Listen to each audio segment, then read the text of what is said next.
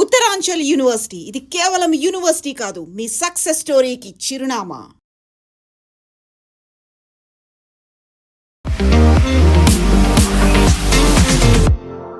నమస్తే, నేను Kavitha. Welcome to I dream news and నిజాలు. ఎట్టకేలకు ఇరాన్ యుద్ధ విరమణ కోసం 3 కండిషన్లను అమెరికా ముందుంచింది. అందులో స్ట్రెయిట్ ఆఫ్ హర్మూజ్ని ఓపెన్ చేయడంతో పాటుగా అమెరికా తమ నౌకలని దిగ్బంధించింది, దాన్ని తొలగించాలని. ఆ తర్వాత యురేనియం నిల్వలకు సంబంధించి చర్చలు ఇప్పుడే కాదు తర్వాత చేద్దాము అనే మాటని. At the same time Iran విదేశాంగ మంత్రి మాస్కోకు కూడా వెళ్ళారు, పుతిన్తో కూడా చర్చలు జరిపారు. ఆ తర్వాత ఏమైంది అనేటువంటి మాట తెలియదు. బట్ ఒమన్ అక్కడ ఉన్నటువంటి భారత నౌకల మీద కూడా అటాక్ చేసింది. అమెరికా అధ్యక్షుడు డొనాల్డ్ ట్రంప్ ఇప్పుడు చర్చల ద్వారా జరుగుతుందా, లేకుంటే శాంతి ఒప్పందమా, సీజ్ ఫైరా, వీటికి సంబంధించి విపరీతమైనటువంటి డిస్కషన్స్ అవుతున్నప్పటికీ ఏది అఫీషియల్గా బయటికి మాత్రం రావట్లేదు. బట్ భారతదేశంలో మాత్రం గ్యాస్కి సంబంధించి అలాగే పెట్రోల్ లైన్స్ అనేవి విపరీతంగా పెరిగిపోతూ కనిపిస్తున్నాయి.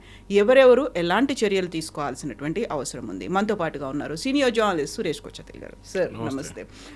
భారతదేశంలో చూస్తే ఇప్పుడు మళ్ళీ గ్యాస్కి సంబంధించి ఆ తర్వాత పెట్రోల్ బంకుల దగ్గర క్యూ లైన్లు విపరీతంగా పెరిగిపోయాయి.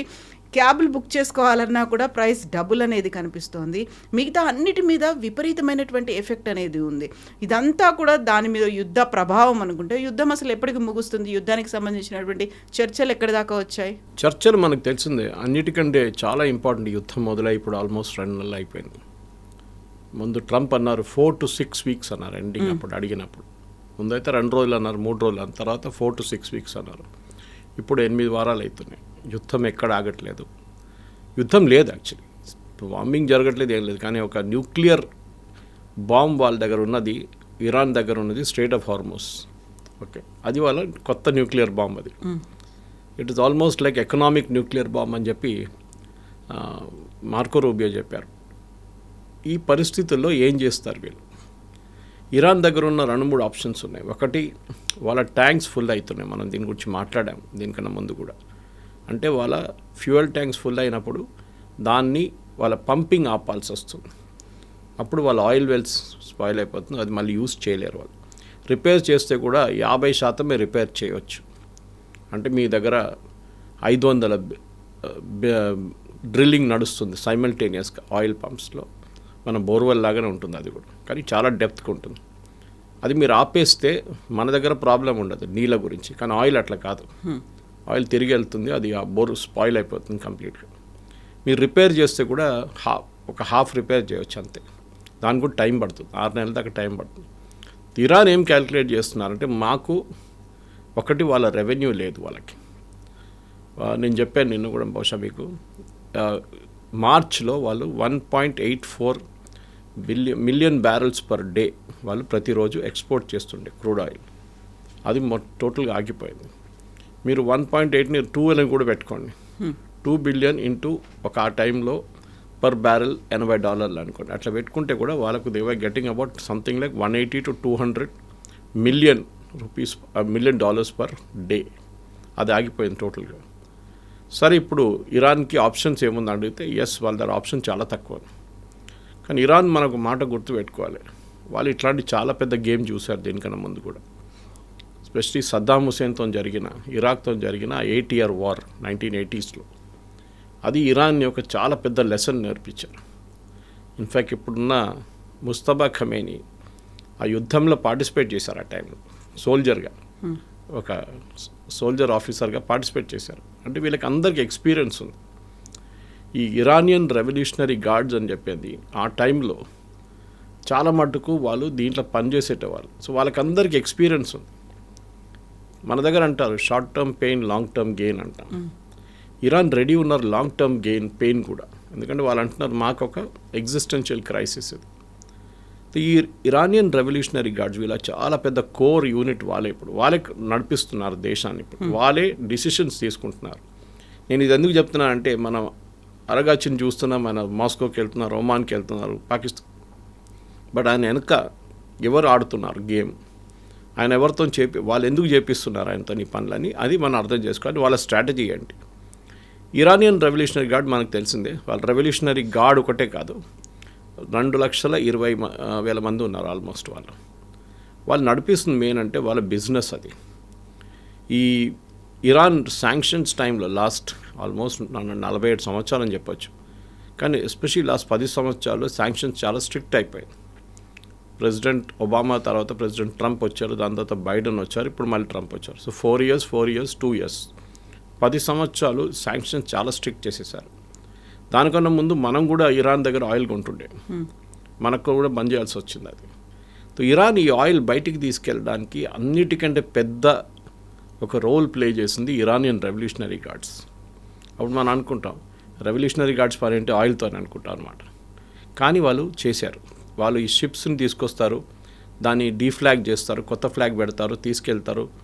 దాన్ని గోస్ట్ షిప్స్ అంటాం మనం. ఈవెన్ రష్యా కూడా చేస్తారు అదే గేమ్. మళ్ళీ దాని ఆయిల్లో ఇంటర్నేషనల్ మార్కెట్లో అమ్ముతారు. డబ్బులు రెవల్యూషనరీ గార్డ్స్ తీసుకుంటారు, దేశానికి రాదు, వాళ్ళ అకౌంట్కి రాదు అనమాట. సో వీరొక ప్యారలల్ ఎకానమీ నడిపిస్తుండే ఇరానియన్ రెవల్యూషనరీ గార్డ్స్. సో చాలామంది అంటారు ఈ యుద్ధాన్ని ఆపడానికి ఇంట్రెస్ట్ లేని వాళ్ళు ఇద్దరు ఉన్నారని. ఒకటి ఇజ్రాయెల్, ఇంకోటి రెవల్యూషనరీ గార్డ్స్. ఇజ్రాయెల్కేమో యుద్ధం ఆగిపోతే వాళ్ళు ఫైనల్ ఆబ్జెక్టివ్ అచీవ్ కాదు, ఒకటి రెజ్యూమ్ చేంజ్, ఒకటి వాళ్ళ న్యూక్లియర్ అసెట్స్ని తీసేయడం. రెవల్యూషనరీ గార్డ్స్కి యుద్ధం ఆగిపోతే వాళ్ళ డబ్బులు ఆగిపోతుంది. ఎందుకంటే వాళ్ళు 60% వాళ్ళ పని ఇది ఉంటుంది, రెవల్యూషనరీ గార్డ్గా ఉంటారు. కానీ 40-40% దాకా వాళ్ళు డ్యాములు కడతారు, బ్రిడ్జ్లు కడతారు, రోడ్లు చేస్తారు, ఇట్లాంటి ఆయిల్ రెవెన్యూ చేస్తారు. సో వాళ్ళ బిజినెస్ అది. సో యుద్ధం ఆగిపోతే రెవల్యూషనరీ గార్డ్స్ కొలాప్స్ అయిపోతారు, వాళ్ళకు ఉండదు. And they are the most corrupt body in Iran today.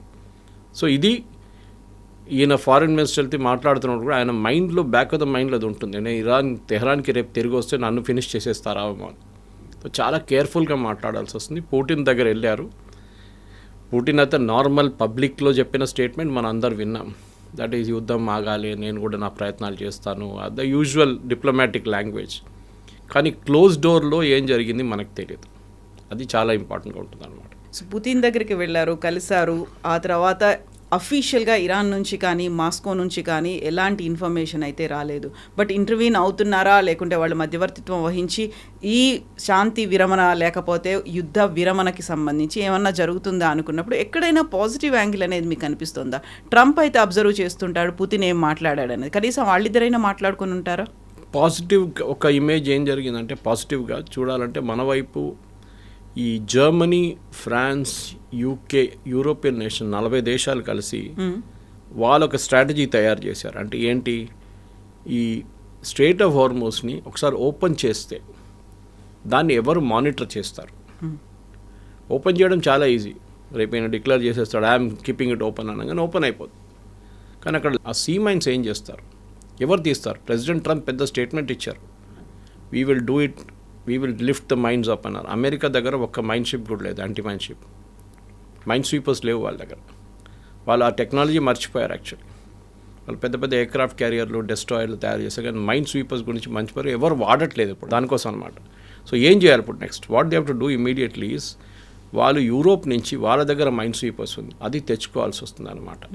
ఈ మైన్ స్వీపర్స్ని తీసుకొచ్చి స్ట్రెయిట్ ఆఫ్ హార్మోస్ ఓపెన్ చేసిన తర్వాత స్లోలీ మైన్స్ని తీయాల్సి వస్తుంది. 6 నెలలు పడుతుంది, 6 months. మనం దాని గురించి టోటలీ మర్చిపోయాము. మనం అనుకున్నాం రేపు ఓపెన్ అయిపోతే అన్ని షిప్లు రేసులు కొడతాయి, కాదు, ఇట్ బి వెరీ డిఫికల్ట్. ఈ మైన్స్ ఎక్కడికి ఫ్లోట్ అయ్యో తెలియదు. సో నిన్న జర్మన్ ఛాన్సలర్ ఒక చాలా సీరియస్గా స్టేట్మెంట్ ఇచ్చారు. మనం ఈ యూజువల్ పాలిటిక్స్లో అది మర్చిపోతున్నాం యూరోపియన్స్ గురించి. ఎందుకంటే స్టామర్కి ఆయన ప్రాబ్లం ఆయనకుంది, అక్కడ వాళ్ళ పాలిటిక్స్ చాలా నడుస్తుంది. మ్యాండల్సన్ అపాయింట్మెంట్ మీద స్టామర్ రాజీనామా చేయాలని చెప్పి యూకేలో పెద్ద గొడవ నడుస్తుంది. సో నా నడిమిట్లో అది మర్చిపోతున్నా. కింగ్ చార్ల్స్ ఏమో నిన్న యూఎస్ చేరుకున్నారు. ఆయన్ని ట్రంప్ తిడతారో ఏమో అని డౌట్ ఉండే అందరికీ, ఇప్పుడు దాకా తిట్టలేదు ఆయన్ని, బాగానే ఉన్నాడు. కానీ జర్మనీ జర్మన్ ఛాన్సలర్ చాలా బాగా మాట్లాడారు. ఆయన ఏమన్నారంటే, యుద్ధం మొదలైనప్పుడు నా దగ్గర అడిగారు మీరేమైనా స్టేట్మెంట్ ఇస్తారంటే నేను ఇవ్వను, this not the right time అన్నారు. ఆ టైం చూద్దాం ఏం జరుగుతుంది. ఇప్పుడు ఆయన అంటున్నారు 2 నెలల తర్వాత అమెరికాకి ఒక ఎగ్జిట్ స్ట్రాటజీ లేదు. రేపు యుద్ధం ఆపాలంటే అమెరికాకి 1, 2, 3, 4 అనే ఒక పాయింట్స్ ఏమైనా ఉండాలి. ఏం లేదు. ప్రెసిడెంట్ ట్రంప్ ఒకటే అంటారు, స్ట్రెయిట్ ఆఫ్ హార్మోస్ ఓపెన్ చేయండి. ఇరాన్ అంటారు ఇప్పుడు ఓపెన్ చేయడానికి మేము కూడా రెడీగా ఉన్నాం, మీరు యుద్ధం ఆపాలి అని చెప్పారు. యుద్ధం ఆపడం అనేది ఒక పెద్ద టర్మినాలజీ. యుద్ధం ఎట్లా ఆగుతుంది? మీరు అంటారు ఇజ్రాయెల్ యుఎస్ మిమ్మల్ని బాంబ్ చేయకూడదు అంటారా? వాళ్ళు అంటారు great, we will not bomb you, me uranium assets మాకు ఇచ్చేసేయండి అంటారు. మళ్ళీ స్టోరీ అక్కడి నుంచి తిరుగుతుంది. మరి పిల్లి మెడలో ఎవరు గంట కడతారు? Who bells the cat first. ఇది ప్రాబ్లం. సో ఇది ఎక్కడ మొదలు చేయాలని అమెరికాకు తెలియదు, ఎక్కడ ఎండ్ చేయాలని కూడా అమెరికాకు తెలియదు. సో ఇప్పుడు మీరు చెప్పిన దాంట్లో స్టార్టింగ్లో ఒక కొత్త ప్రపోజల్ ఏంటంటే స్ట్రెయిట్ ఆఫ్ హార్మూజ్ ఓపెన్ చేద్దాం ఫస్ట్. అది ఓపెన్ చేసి పాసిబ్లీ డీమైనింగ్ గురించి యూరోప్తో మాట్లాడిన తర్వాత అది రెగ్యులర్గా నడుస్తుంది. అమెరికా అటువైపు మీ బ్లాకేజ్ కూడా తీసేయాలి. ఇది ఫస్ట్ స్టెప్ అని ఇరాన్ చెప్తున్నారు. ఇది అమెరికా అంగీకరించారు. ఎందుకంటే ప్రెసిడెంట్ ట్రంప్కి ఇది ఏం చెప్తారో ఒక డిఫీట్ లాగా అయిపోతుంది. ఓకే, యుద్ధంలో ఓడిపోయినట్లు ఉంటుంది. ఎందుకంటే నెక్స్ట్ స్టెప్ ఆయన ఏం చెప్తున్నారంటే మీ యురేనియం గురించి వస్తారు. వాళ్ళంటే ఇప్పుడు యురేనియం ఇప్పుడు మాట్లాడడం, మేము దాన్ని పక్కన పెట్టండి, తర్వాత చూసుకుందాం. జేసీపీ అగ్రిమెంట్లో అప్పుడు ఇరాన్ 10 సంవత్సరాలకి వాళ్ళ న్యూక్లియర్ అసెట్స్ని విరామనం చేశారు వాళ్ళు. ఇన్ఫ్యాక్ట్ నిన్న కూడా అమెరికన్ ఎక్స్పర్ట్స్ ఏమంటున్నారంటే, న్యూక్లియర్ ఎక్స్పర్ట్స్, ఆ జేసీపీ అగ్రిమెంట్ ఉంటే ఇవాళ ఇరాన్ దగ్గర అసలు యురేనియమే ఉండదు, ఎన్రిచ్డ్ యురేనియం ఉండదు. వాళ్ళ కెపాసిటీ మెయింటైన్ చేయలేరు. ఎందుకంటే మీరు సెంట్రిఫ్యూజ్ ఎక్కువ రోజు ఐడిల్గా పెట్టుకోలేరు, సెంట్రిఫ్యూజ్ని వాడాలి వస్తుంది. 10 సంవత్సరాలు వాడకపోతే అది గెట్ స్పాయిల్డ్. అండ్ కొత్త సెంట్రిఫ్యూజ్ ఇరాన్ తెచ్చుకోలేరు బయట నుంచి. ఇదంతా ఒక ఆల్మోస్ట్ 2000 ఎర్లీ 2010 మీటర్ తీసుకొచ్చారు ఈ సెంట్రిఫ్యూజ్ అంతా బయట నుంచి. ఇప్పుడు అది ఏం చేయలేరు, ఎందుకంటే ఈ సెంట్రిఫ్యూజ్ అనేది చాలా హై స్పీడ్లో తిరుగుతుంది. మన స్కూల్లో అయితే మనం టెస్ట్ ట్యూబ్ చేస్తాం, కానీ ఇదైతే it is something like 1000 rounds per second. 1000 rounds per second తిరుగుతుంది సెంట్రిఫ్యూజ్ ట్యూబ్స్, పెద్ద స్టెయిన్లెస్ స్టీల్ ట్యూబ్స్ ఇది. సో దాంట్లోనే ప్యూరిఫై చేస్తారు వీళ్ళు అనమాట. ప్యూరిఫై చేసి బాటంలో సెటిల్ అవుతుంది, మళ్ళీ దాన్ని తీసేస్తారు, మళ్ళీ తిప్పుతారు, మళ్ళీ సెటిల్ అవుతుంది, మళ్ళీ తీసేస్తారు. మనం as we do in college residue లాగా మారిపోతుంది. సో ఇది చాలా మటుకు ఇంపార్టెంట్. అది ఇరాన్ అప్పుడు అంగీకరించారు. ఇప్పుడు తిరిగి చూస్తే agreement was very good. President Obama, ఇప్పుడు ట్రంప్ ఏమంటున్నారంటే ఆయన చింపి పడేసారు, మీకు తెలుసు కదా కాగితం ఇదంతా యూజ్లెస్ అని చెప్పి. ట్రంప్ మొన్న ఒక స్టేట్మెంట్ ఇచ్చారు, కవిత గారు, మేమెందుకు పాకిస్తాన్కి వెళ్ళాలి, 18 గంటలు ట్రావెల్ చేయాలి, life is become very tiring, very tough these days అన్నారు. పాసిబ్లీ ఆయన యుద్ధం గురించి మాట్లాడుతున్నారు. ఆయన రిమైండ్ చేయాలంటే ఏంటంటే president Obama and John Kerry వాళ్ళ సెక్రటరీ ఆఫ్ స్టేట్ వాళ్ళు 21 నెలలు కష్టపడ్డారు దీనికోసం. జాన్ కెరీ ఎంత తిరిగారో అందరికీ తెలుసు, రికార్డ్ ట్రావెలింగ్ ఉండే ఆయనది. ఆయన వెళ్తారు ఇరాన్కి, తిరిగి వస్తారు, మళ్ళీ వెళ్తారు, మళ్ళీ తిరిగి వస్తారు, అంతా 18 అవర్ ఫ్లైటే కదా అంతా. సో నిన్న even US president, past US presidents కూడా చాలా మటుకు ట్రావెల్ చేశారు దీనికోసం. ఎవరు చేయలేదని లేదు, కానీ వీళ్ళు అంగీకరించరు ఇదంతా. ప్రెసిడెంట్ ట్రంప్కి ఏంటంటే he wants easy way out. ఆయన అనుకున్నారు యుద్ధం వేసి బాంబ్ వేస్తే అయిపోతుంది, కాదు. ఇవాళ దాకా ఒక ఎయిర్ ఫోర్స్ వార్లో ఏ దేశం గెలవలేదు. You take second world war also, Germans చాలా మటుకు యూకే మీద బాంబింగ్ చేశారు, ఫ్రాన్స్ మీద బాంబింగ్ చేశారు, కానీ లుఫ్ట్వాఫే ఎయిర్క్రాఫ్ట్ వాళ్ళు యూజ్ చేసి జర్మనీ చేశారు, హిట్లర్ వాళ్ళ ఆర్మీ. కానీ గెలవలేకపోయారు వాళ్ళు. Unless your boots on the ground మీరు గెలవలేరు. అది ప్రెసిడెంట్ ట్రంప్ రెడీగా చేయడానికి అదనమాట. ఇది చాలా మటుకు మన పాత అమెరికన్ ప్రెసిడెంట్ చూస్తే కూడా ఆ కోల్డ్ వార్ టైంలో నెగోషియేషన్స్ అనేది చాలా కాంప్లికేటెడ్ ఉంటాయి. In fact I think it was Harry Truman or somebody, it was వీళ్ళ నడిమిట్లో ఒక పెద్ద చర్చ నడిచింది ఆ టైంలో, సోవియట్ టైంలో. Harry Truman I think travel Soviet యూనియన్కి వెళ్ళారు, తిరిగి వచ్చారు. అండ్ ఆ టాక్స్లో ఫైనల్ టాక్స్ నడిచింది కోల్డ్ వార్ టైంలో నడిచింది ఇరాన్లో. That's irony of it. The talks were held in ఇరాన్కి సంబంధం లేదు దీంతో. నేను ఎందుకు చెప్తాను అంటే హిస్టరీలో చాలా ఉన్నాయి, అది చెప్పుకొని పోతే పెద్ద ఒక స్టోరీ, అది చాలా ఇంట్రెస్టింగ్ స్టోరీ. ఈ travel by ship to Africa, from their he took a flight, then ఈ కార్లో వెళ్ళారు, ట్రావెలింగ్ చేశారు వీళ్ళందరూ. దీనికి కష్టపడాలి. దీనికి మీరు ఒక యుద్ధం మొదలు పెడితే మీరు అక్కడ వాషింగ్టన్లో కూర్చొని బటన్ ప్రెస్ చేస్తే కాదు. You have to really walk the talk అంటాం ఇంగ్లీష్లో. రియలీ 18 గంటలు అంటే 24 గంటలు ట్రావెల్ చేసి వాళ్ళ దగ్గర మాట్లాడి మళ్ళీ తిరిగి వచ్చి మళ్ళీ మాట్లాడి వాళ్ళ దగ్గర you have to keep back and fourth, shuttle diplomacy అంటారు దాన్ని. ఇది వీళ్ళు చేయలేకపోతున్నారు. ప్రెసిడెంట్ ట్రంప్కి అంత ఈజీగా జరగాలి, నేను కష్టపడినా అంటే కాదు. అది యుక్రెయిన్ రష్యా వార్ చూడండి, 4 సంవత్సరాలు అయింది. ఇక్కడ 1,00,000 మంది చనిపోయారు, అక్కడ 1,00,000 మంది చనిపోయారు, దానికన్నా ఎక్కువ చనిపోయారు యాక్చువల్లీ. కానీ ఇవాళ దాకా ప్రెసిడెంట్ పుటిన్ ఎప్పుడు చెప్పలేదు వీఆర్ టైర్డ్ ఆఫ్ ఇట్. మేము ఇప్పుడు కూడా పోరాడుతున్నాం అని చెప్తున్నారు. సో వాళ్ళ కెపాసిటీ అది. ఈయనేమో యుద్ధం కాలేదు ఇప్పుడు దాకా, దాని లోపల ఐఎమ్ వెరీ టైర్డ్, ఇది 18 hours ఎవరు ట్రావెల్ చేస్తారు, నేనైతే చేయను, వాళ్ళని కూడా పంపించను అంటే హూ విల్ టాక్ దెన్? ఎవరితో మాట్లాడతారు మీరు? ఎందుకు మాట్లాడతారు? మీరు ఇంట్లో కూర్చుంటే ఇది it will not get sorted out. తో దిగి ఇరాన్ ఇచ్చిన ప్రపోజల్ నిన్న మీటింగ్ జరిగిందన్నారు వాళ్ళ సెక్యూరిటీ కౌన్సిల్ది. క్యారెన్ లివిట్ దగ్గర అడిగారు, వైట్ హౌస్ ప్రెస్ సెక్రటరీ దగ్గర, ఏంటి రీడౌట్ ఏమైనా ఉందా అని అడిగారు. అంటే మీటింగ్ మినిట్స్ ఏం లేదు, ప్రెసిడెంట్ ట్రంపే చెప్తా అన్నారు. ఆయన ఇవాళ దాకా దాని గురించి మాట్లాడలేదు. అంటే ఒక నిర్ణయం తీసుకోలేకపోతున్నారు కవిత గారు, which is a very dangerous thing. అంటే మీరు ఒక స్టేటస్ కో మెయింటైన్ చేసుకుంటున్నారు. ఇరాన్ చూద్దాం, ఇరాన్ ఏం చేస్తారో చూద్దాం, ఇరాన్ ఏం చేస్తారో చూద్దాం అని కాదు, మీ వైపు నుంచి కూడా ఉంటాయి. ఇప్పుడు ఇరాన్ ఫారెన్ మినిస్టర్ ఏమంటున్నారు, మేము చర్చల గురించి అడగలేదు, ప్రెసిడెంట్ ట్రంప్ అడిగారంట చర్చలు కావాలని చెప్పేసి. ఈ wanted second round of talks, we didn't want it అంటున్నారు. కానీ ప్రెసిడెంట్ ట్రంప్ దగ్గర నుంచి డినైల్ రాలేదు ఇప్పుడు. ఇంకోటి, అమెరికాలో కొంతమంది మీడియా ప్రొఫెషనల్స్ ఉన్నారు, వాళ్ళ స్పీచెస్ని అనలైజ్ చేస్తారు, చాలా బాగా చేస్తారు. సో వాళ్ళు ప్రెసిడెంట్ ట్రంప్ లాంగ్వేజ్ చూస్తున్నారు. We have all the cards on the table, we have one the war, మేము వాళ్ళు మొత్తం కొట్టేసాము. వాళ్ళ లీడర్షిప్ సేమ్ స్టేట్మెంట్ ఆయన ఇప్పుడు దాకా 35 సార్లు రిపీట్ చేశారు. 35 సార్లు. What is said on Day 5, యుద్ధం మొదలై 5 రోజుల తర్వాత చెప్పిన స్టేట్మెంట్ ఇవాళ కూడా చెప్తున్నారు. అంటే మీరు కొత్తది ఏం చేశారు? 5 నుంచి ఇప్పుడు ఈ 2 నెలలు అవుతున్న 5 రోజుల నుంచి నెలల పాటు ఇప్పుడు వస్తున్నప్పుడు మీరు ఏం చేశారు? What did you do for 30 + 25 days, 55 days మీరు ఏం చేశారు చెప్పండి? ఏం లేదు.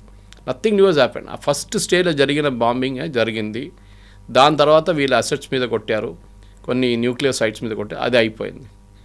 దాని అవతల ఏం జరగట్లేదు. ఇప్పుడు ఒక కంప్లీట్ ఫ్రీజ్ అయిపోయినట్లుంది అన్నమాట. అమెరికానేమో మేము అలసిపోయామని చెప్తోంది, ఇరాన్కేమో ఒక అవసరమైన యుద్ధం ముగించాల్సినటువంటి పరిస్థితులు ఉన్నాయని చెప్తోంది. బట్ ఇజ్రాయెల్ మాత్రం యాక్టివ్గానే ఉందా? కరెక్ట్. వాళ్ళు మీరు లెబనాన్లో చూసుంటారు, సీజ్ ఫైర్ అని చెప్పారు ఫస్ట్ ప్రెసిడెంట్ ట్రంప్, వారం పాటు 10 రోజుల పాటు. దాన్ని ఎక్స్టెండ్ చేశారు 2 weeksకి. 2 నెలలు 2 వారాలు తెలియదు ఎగ్జాక్ట్లీ నాకు, 2 వారాలు అనుకుంటాను. మళ్ళీ ఇజ్రాయెల్ డైలీ బాంబ్ చేస్తున్నారు, డైలీ. ఇప్పుడు హెజ్బుల్లా ఏమంటున్నారంటే మేము సూసైడ్ అటాక్లు మొదలు పెట్టేస్తాం. వాళ్ళు యాక్చువల్లీ కొన్ని రోజుల నుంచి చేయట్లేదు, కొన్ని రోజులు కాదు కొన్ని సంవత్సరాల నుంచి చేయట్లేదు సూసైడ్ బాంబింగ్. అదే ఇటు మొదలైతే then Israel will go all out. ఎందుకంటే ఇది ఇరాన్ నిన్న కూడా వాళ్ళ స్టేట్మెంట్ ఇచ్చారు, మేము మా రీజనల్ అలైస్ని మేము వాళ్ళతోడే ఉంటాం, మేము we will not give up అని. అంటే హెజ్బుల్లా, హూతీ, హమాస్ వీళ్ళు ముగ్గురు మాతోనే ఉంటారు, వాళ్ళకి మేమే సహాయం చేస్తామని చెప్పేసి క్లియర్గా చెప్తున్నారు. మన అందరు తెలిసిందే, ఇరాన్ సహాయంతోనే హెజ్బుల్లా ఈ స్టేట్లో ఉన్నారు ఇవాళ. బషర్ అల్ అసాద్ గవర్నమెంట్ ఉన్నప్పుడు కూడా చాలా మట్టుకు ఇరాన్ నుంచే ఆయుధాలు డైరెక్ట్ లెబనాన్కి వెళ్తుండే through Bashar al Assad government. ఆ గవర్నమెంట్ని కింద పడేయడానికి చాలామంది కష్టపడ్డారు. ఒకటి దాంట్లో మెయిన్గా ఇజ్రాయేలే, ఎందుకంటే వాళ్ళకి ఆ గవర్నమెంట్ పోతే వాళ్ళకి ఆ వెపన్ రూట్ ఉంటుంది చూడండి, అది ఆగిపోతుంది. అది ఒక పెద్ద స్టోరీ ఉంది దాంట్లో. మొస్సాడ్ అది మెయిన్ మనిషి, ఈ ట్రాన్స్పోర్ట్ చేసే ఒక ఆయన్ని ఒక ట్రైన్లో ట్రావెల్ చేస్తున్నప్పుడు 120 కిలోమీటర్లు మన దగ్గర ఉన్న వందే భారత్ లాంటి ట్రైన్లో ట్రావెల్ చేస్తున్నప్పుడు ఫుల్ స్పీడ్లో వెళ్తున్నప్పుడు ఒక స్నైపర్ కూర్చొని కొట్టారు ఆయన్ని. So that is a big story, it is there on the యూట్యూబ్కి వెళ్తే మీకు వచ్చేస్తుంది. I don't remember the name of the gentleman, but he was killed by a Israeli sniper. So వాళ్ళకి ఇజ్రాయెల్కి ఏంటంటే వీళ్ళు ఆయుధాలు ఆపాలి, మెయిన్గా ఆయుధాలు సప్లై రాకూడదు.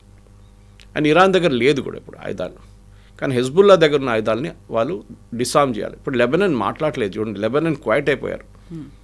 నేను చెప్పాను చూడండి, మున్సిపల్ ఎలక్షన్ కూడా ఉండే వాళ్ళ దగ్గర. వాళ్ళు ఎందుకు క్వైట్ అయిపోయారంటే వాళ్ళు దే కెనాట్ హ్యాండిల్ హెజ్బుల్లా, వాళ్ళు చేయలేరు.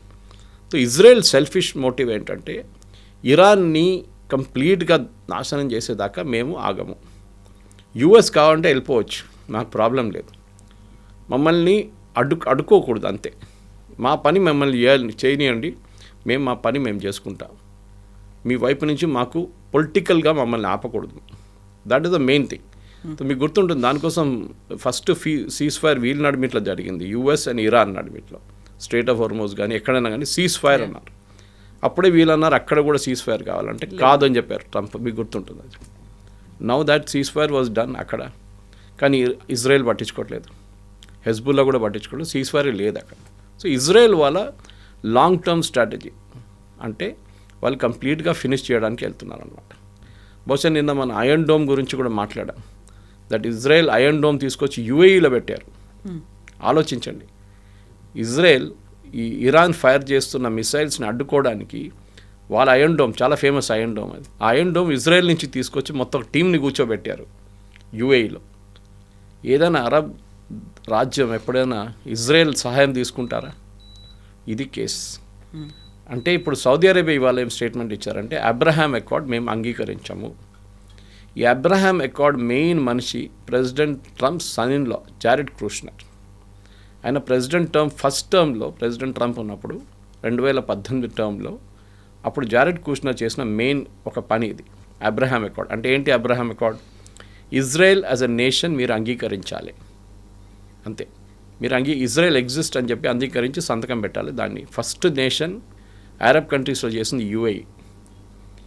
యుఏఈ ఒక ఏం చెప్తారు, ఒక ప్రో అమెరికన్గా మారిపోయారు, ప్రో ఇజ్రాయేలీగా మారిపోయారు. పక్కన ఉన్న సౌదీ అరేబియాకి అది పెద్ద ప్రాబ్లం. సౌదీ అరేబియాకి ఇజ్రాయెల్తో అసలు పడదు. And more importantly Saudi Arabia ఇరాన్తో కూడా వాళ్ళకి పడదు. ఒకటి షియా, ఇక్కడ ఒక సున్నీ, నడిమిట్లో UAE. UAE is now becoming చాలా క్రూషియల్ పాయింట్. ఎందుకంటే ఒకటి వాళ్ళ ఎకానమీ టూరిజం మీద డిపెండెంట్ ఉంది. వాళ్ళకి ఇది ఎంత రేపు ఫినిష్ అయిపోతే బాగుంటుందని, కానీ అంత ఈజీ కాదు కవిత గారు. యుద్ధం రేపు ఆగితే కూడా దీని ఆఫ్టర్ ఎఫెక్ట్స్ మినిమం 2 సంవత్సరాల దాకా ఉంటుంది. సో ఆ ఎఫెక్ట్ అనేది ఇప్పుడు మన దగ్గర కూడా కనిపిస్తున్నట్టుంది కదా, లైన్లలో ఉంటున్నారు, పెట్రోల్ బంకుల దగ్గర ఇవన్నీ కనిపిస్తున్నాయంటే నో షార్టేజ్ బోర్డులు పెట్టినప్పటికి కూడా ఒక ప్యానిక్ క్రియేట్ అవుతుందా, లేకపోతే నిజంగానే ఒక క్రైసిస్ అనేది వచ్చిందా? మీరు నిజంగా 2 years అని అంటున్నారు. 2 years అన్ఇమాజినబుల్, అసలు మన వల్ల కాదు అలాంటి పరిస్థితి. ఇప్పటికిప్పుడు 2 నెలలకి ఇలాంటి పరిస్థితి ఉంటే భవిష్యత్ ఏంటి? లేదు, మనకు ప్రాబ్లం లేదు. I'm reading from a government statement, ఇవాళ టైమ్స్ ఆఫ్ ఇండియాలో వచ్చింది. Sujatha Sharma, joint secretary petroleum and natural gas, ఈ ఆంధ్రప్రదేశ్లో కొన్ని చోట్ల జరిగిన ఈ panic buying was caused by panic buying and centre was in touch with this. మా దగ్గర 30 నుంచి 33% డీజిల్ సేల్ సర్టన్ స్టేట్స్లో పెరుగుతుంది అంటున్నారు. అది ప్యానిక్ బయింగ్ ఉండొచ్చు మోస్ట్లీ. ఇంకోటి సమ్మర్ ఇప్పుడు, సో డీజిల్ జనరేటర్స్ చాలా మటుకు యూస్ చేస్తారు ఎక్కడెక్కడ పవర్ ఫెయిలియర్ ఉందో. ఇన్ఫ్యాక్ట్ మొన్ననో country had the highest amount of electricity consumed అనమాట మన దగ్గర. కానీ అప్పుడు కూడా గ్రిడ్ ఫెయిలియర్ లేకుండే, చాలా బాగా నడిచింది అనమాట మన. సో ఇది ఉన్నాయి. సో ఇంకోటి ఏంటంటే వీళ్ళ పేమెంట్ సిస్టమ్ మార్చారు. ఆయిల్ కంపెనీస్ ఏమంటున్నారంటే రీటైల్ అవుట్లెట్ దగ్గర మీరు ముందే పేమెంట్ చేయండి, తర్వాత మేము డీజిల్లో పెట్రోల్ సప్లై చేస్తాం మీకు. ముందు అట్లా లేకుండే. ముందు వీళ్ళు సప్లై చేసిన తర్వాత 2 రోజుల్లో వీళ్ళు అమ్మిన పెట్రోల్ డబ్బులు, డీజిల్ డబ్బులతో వీళ్ళు డబ్బులు కడుతుండే. ఇప్పుడు ఏమైపోయిందంటే రీటైల్ అవుట్లెట్స్ వాళ్ళ దగ్గర ఉన్న డబ్బులు ముందే కట్టాల్సిందంట. అంటే మీరు ఫర్ ఎగ్జాంపుల్ మీరు ఇన్ని లీటర్స్ తెచ్చుకుంటారు డీజిల్, ఇన్ని లీటర్ పెట్రోల్ తెచ్చుకుంటే maybe 5 lakhs, 10 lakhs, 15 lakhs payment చేస్తారు మీరు. వీళ్ళకి ఈ రొటేషన్ చాలా క్రూషియల్. ఇది మార్జిన్ తక్కువే కదా, సో రొటేషన్ ఉండాలి కాన్స్టెంట్లీ. ఇప్పుడు వీళ్ళేమంటారంటే మాకు 2-3 రోజుల తర్వాత వస్తుంది డీజిల్, పెట్రోలు, అన్నీ రావట్లేదు. మెయిన్గా వీళ్ళు కాన్సన్ట్రేట్ చేస్తున్న సిటీ అవుట్లెట్స్ మీద కాన్సన్ట్రేట్ చేస్తున్నారు. సిటీలో ప్యానిక్ ఉండకూడదు అని చెప్పేసి. మీరు నార్త్ ఇండియాలో ప్యానిక్ లేదు. నిన్న జరిగింది ఆంధ్రప్రదేశ్లోనే. చంద్రబాబు నాయుడు గారు అన్నారు అదేదో వాట్సాప్ మెసేజెస్ పంపించారంటే ఎవరెవరు, దాంతో జరిగిందని. సో ప్యానిక్ బయింగ్ చేయక్కర్లేదు, వీ హ్యావ్ ఇనఫ్ స్టాక్ అని చెప్పి చాలా క్లియర్గా వీళ్ళు చెప్పారనమాట, యూనియన్ పెట్రోలియం మినిస్ట్రీ. అది కాకుండా ఆంధ్రప్రదేశ్లో 400 ఫిల్లింగ్ స్టేషన్ షట్ డౌన్ చేశారు temporary due to severe fuel crisis caused by panic buying అంటున్నారు. Other states have no such problem అని చాలా క్లియర్గా. ఇప్పుడు ఈ పిఎన్జీ స్టాక్ గురించి మాట్లాడుతున్నారు. సో పిఎన్జీ గురించి కూడా చెప్తే సఫిషియెంట్ స్టాక్స్ మా దగ్గర డీజిల్, పెట్రోల్ ఉంది, ఏ సిచ్యువేషన్ మాకు ప్రాబ్లం లేదు అని చెప్తున్నారు. మా స్ట్రాటజిక్ ఆయిల్ రిజర్వ్స్ కూడా ఉంది మన దగ్గర చాలా మటుకు. 63 రోజుల స్టాక్ మన దగ్గర ఉంది. ఈ రోజు నుంచి ఇంకా ఈ రోజు కదా, ఎప్పుడు ఓకే, ఎప్పుడు మన దగ్గర 63 రోజులు ఉంటుంది. ప్రతి దేశం ఇది మెయింటైన్ చేస్తారు. చైనా ఇస్ ద హైయెస్ట్, 240 రోజుల స్టాక్ వాళ్ళ దగ్గర ఉంటుంది. సో అది కాకుండా పిఎన్జీ గురించి చెప్పారు. పిఎన్జీలో కనెక్షన్ తీసుకున్న వాళ్ళు 42,000 మంది పిఎన్జీ కనెక్షన్ తీసుకున్నారు. వాళ్ళ ఎల్పిజీ కనెక్షన్ సరెండర్ చేయాల్సి వస్తుంది. ఇప్పుడు మీ ఇంటికి పిఎన్జీ కనెక్షన్ వస్తే పైప్ న్యాచురల్ గ్యాస్, మీ ఎల్పిజి డియాక్టివేట్ అయిపోతుంది, మీకు ఎల్పిజి తీసుకోలేరు. ఎందుకంటే అది ఇది 2 కావాలంటే కాదు, ఏదో ఒకటి తీసుకోండి అంతే. అండ్ మోస్ట్లీ పిఎన్జీ తీసుకోవాల్సి వస్తుంది.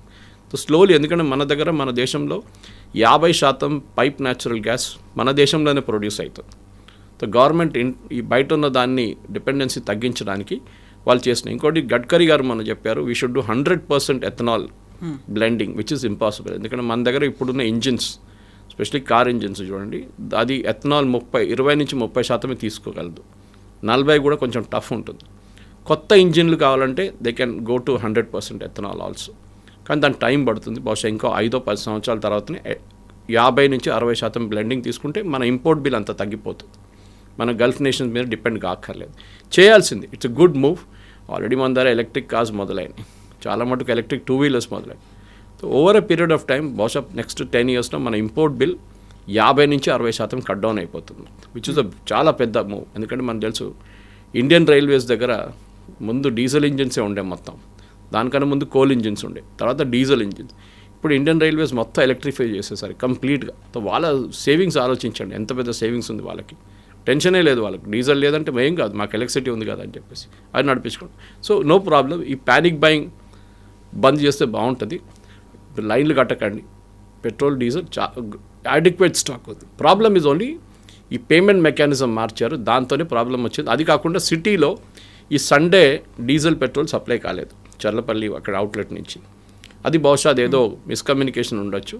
మేబీ వాళ్ళు ఒక రోజు బ్రేక్ తీసుకున్నారేమో, సో దాంతో జరిగింది. కానీ I don't think there is a major issue. కాకపోతే గల్ఫ్ ఆఫ్ ఒమన్ దగ్గర మన నౌకల మీద అటాక్ జరిగింది. 2 నౌకల మీద ఒక హెచ్చరికలు జారీ చేశారు. ఇరాన్ వాళ్ళు IRGC అటాక్ చేసింది అనుకున్నప్పుడు ఇంకా అక్కడ ఉన్నటువంటి భారతీయులు లేకుంటే ఆ నౌకలో ఉన్నటువంటి సిబ్బంది అందరికీ ఒక పానిక్ అనేది వస్తుంది. ఆ తర్వాత నిజంగా అలాంటి పరిస్థితి ఉంటే మనతో ఫ్రెండ్షిప్ బాగానే ఉంది కదా, మళ్ళీ మన దాని మీద ఎందుకు అటాక్ చేశారు అనేది వస్తుంది. ఆ తర్వాత మళ్ళీ రావడానికి కష్టం అవుతుంది కదా, క్రైసిస్ అనేది వస్తుంది కదా అనే ఆలోచనలు. ఇన్ఫ్యాక్ట్ ఆ రోజు జరిగిన అటాక్ తర్వాత ఒక్క అటాక్ కూడా ఇవాళ దాకా జరగలేదు.